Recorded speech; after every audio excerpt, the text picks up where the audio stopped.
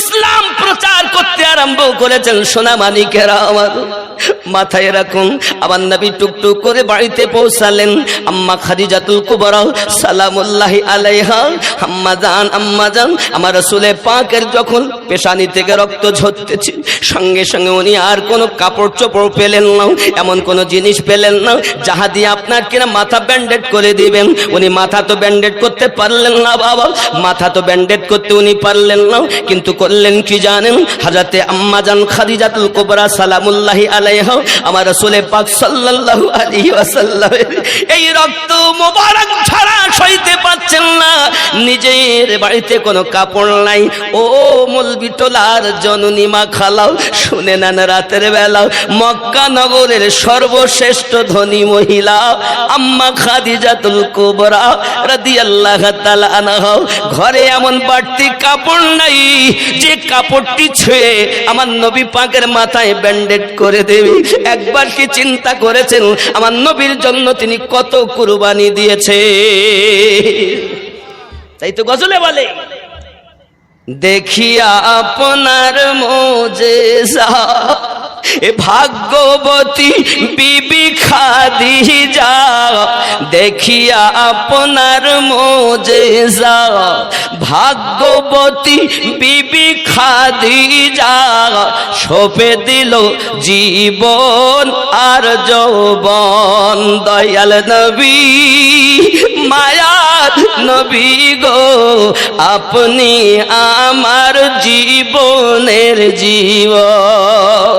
আম্মা জান বেকার হয়ে গেছে, করি আমি কি করি? নিজের ওড়নার একটি কানা ছিঁড়ে নিলেন, নেওয়ার পরে আমার নবী পাকের পেশানিতে ব্যান্ডেড করে দিলেন। আমার দয়াল নবী সাল্লাল্লাহু আলাইহি ওয়াসাল্লাম এমনি করে আপনার কিনা ঘরের ভিতরেই রয়েছেন।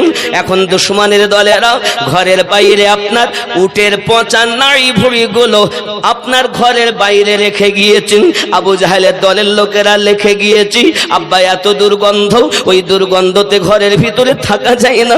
আমার দয়াল নবীজি বাইরে এসে নিজের হাত মোবারক দিয়ে নোংরাগুলো পরিষ্কার করে দিয়েছেন। দেওয়ার পরে মহান আল্লাহ পাকের দরবারে হাত উঠিয়ে ফরিয়াদ করেন, মালিক আমার উম্মত চিনতে পারে না, তুমি তাদেরকে মাফ করে দাও। এরকম দয়াল নবী কি দুনিয়াতে আর হবে?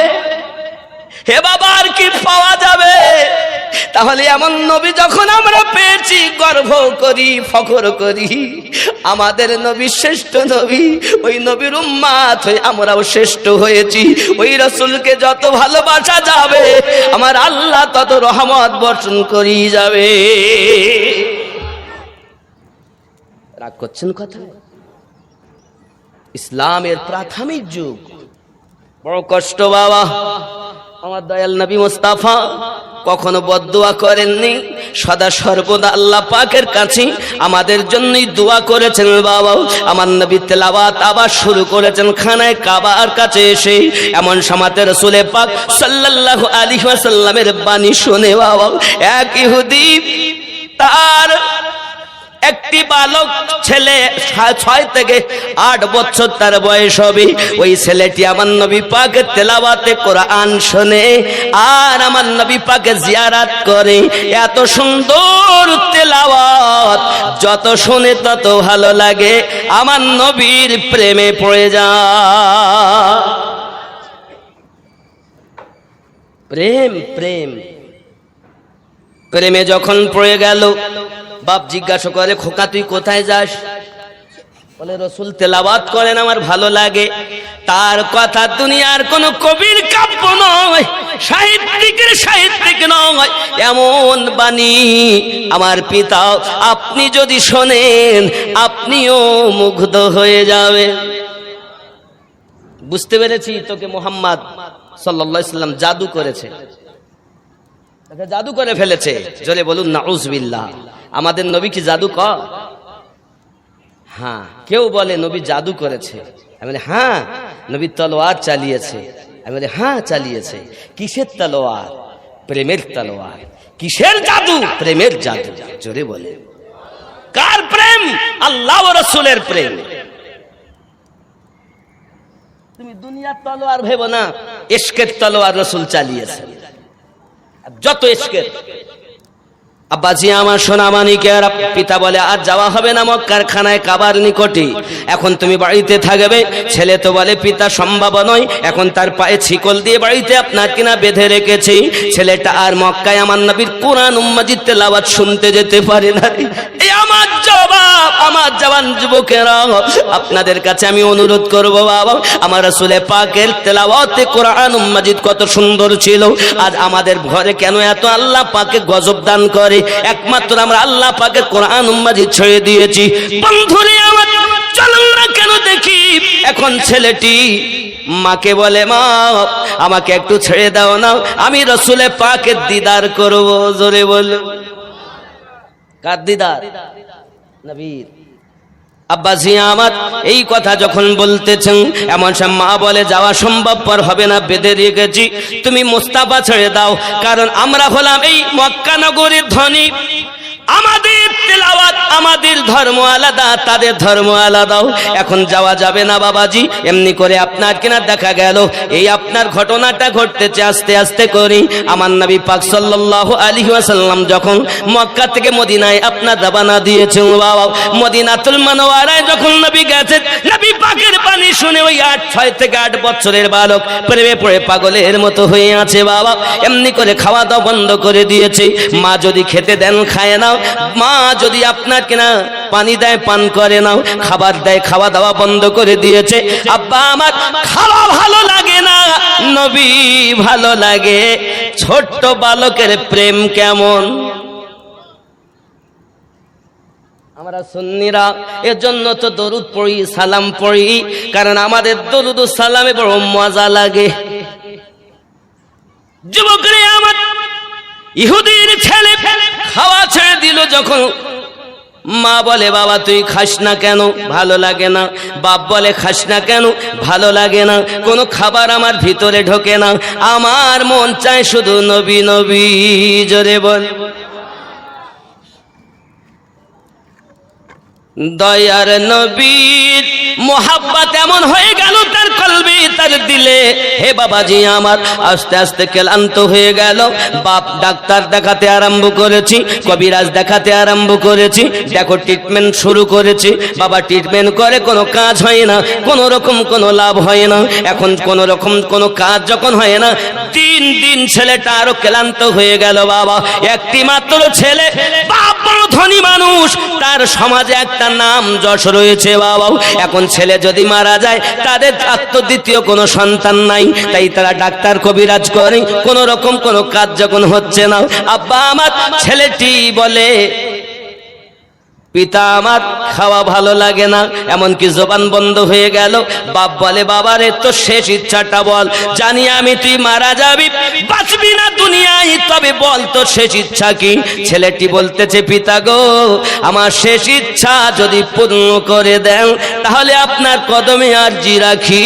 মরণের আগে একটি মাত্র আশা, আমার দয়াল নবীর সঙ্গে দিদার করাইয়া দেয়।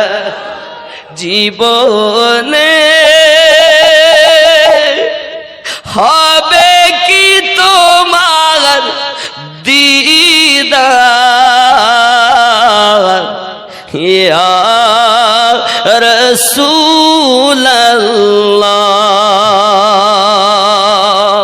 এ আশায় রয়েছি আমি গুনাহগার, ইয়া রাসূলুল্লাহ। জীবনে হবে কি তোমার দিদার, ইয়া রাসূলুল্লাহ। জোরে বলুন। জাহানে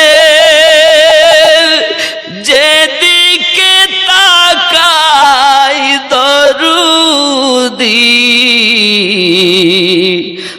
আর তো কেহ নাই, জানি যে তুমি ভান্ডার ইয়া রাসূলুল্লাহ, জোরে বলো। হে মরণের কালে যেন পাই শুধু তোমার কদম তলে ঠাই, এ আশায় রয়েছি আমি গুনাহগার ইয়া রাসূলুল্লাহ, জীবনে পাবো কি তোমার দিদার ইয়া রাসূলুল্লাহ। আল্লাহুম্মা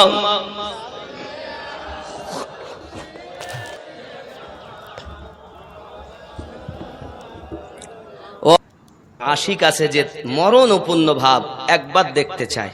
আমার রসুল বলেন সাহাবী রসুল কিরামকে চলো যাই, ছোট্ট আশিকের দেখা করতে আমার দয়াল নবী যাচ্ছেন। সুবহানাল্লাহ। আপনি যদি আশিক হতে পারেন তা আমার রসুল আপনার ভাঙা ঘরে এসে দিদার দান করবে। আপনি তো আশিকই হতে পারেন, আপনি তো প্রেমী হতে পারেন না, আপনি মুখে নবী নবী করছেন, আসলে আপনার ভিতরে রসুলের কোনো আদর্শ নাই।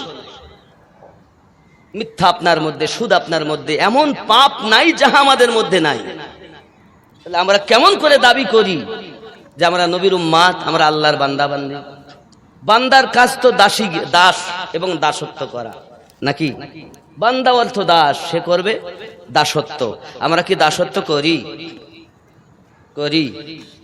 লোক দেখাই, হ্যাঁ বিশাল করি।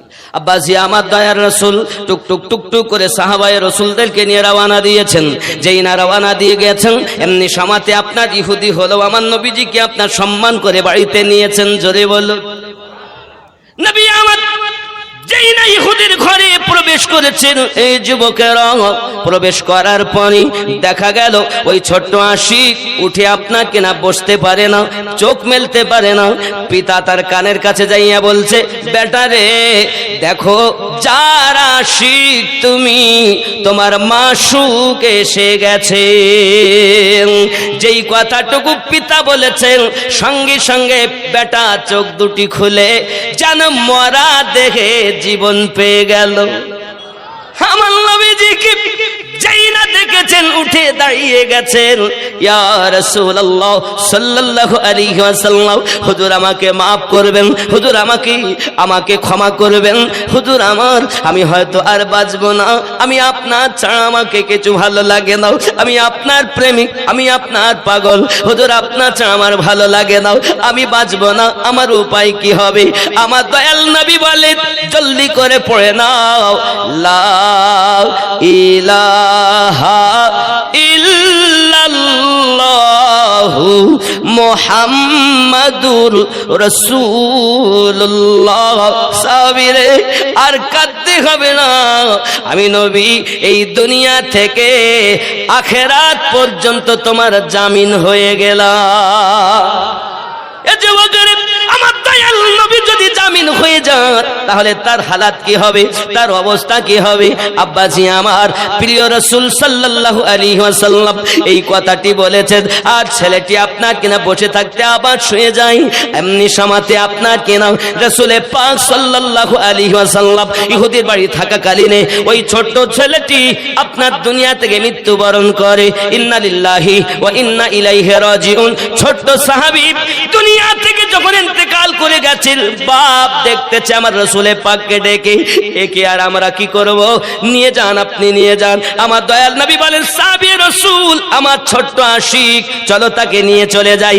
এখন আমার নবী পাক সাহাবী রাসূল সহ ছোট্ট আশিকের লাশ মোবারক মদিনাতুল মুনাওয়ারাতে নিয়ে এসেছেন।